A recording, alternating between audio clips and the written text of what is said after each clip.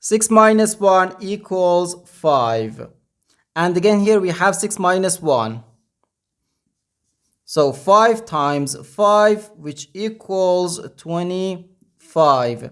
But this answer is not correct, because according to the order of operations, first we have to do parentheses, then exponents, then multiplication or division, and finally addition or subtraction. Remember that multiplication and division have equal priority and we have to work from left to right.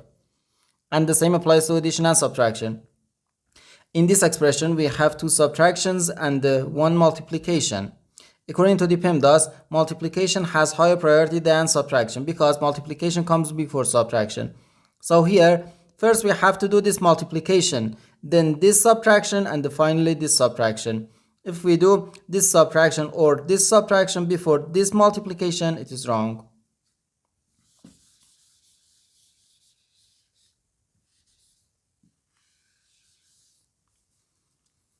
So first this multiplication, 1 times 6 gives us 6. So 6 minus 6, 6 minus 6, then minus 1. Now we have two subtractions, and when we have more than one subtraction in an expression, we have to work from left to right. So here first we have to do this subtraction. 6 minus 6 is just 0. So 0 minus 1, which equals negative 1. And this is our final answer to this problem. The correct answer is negative 1.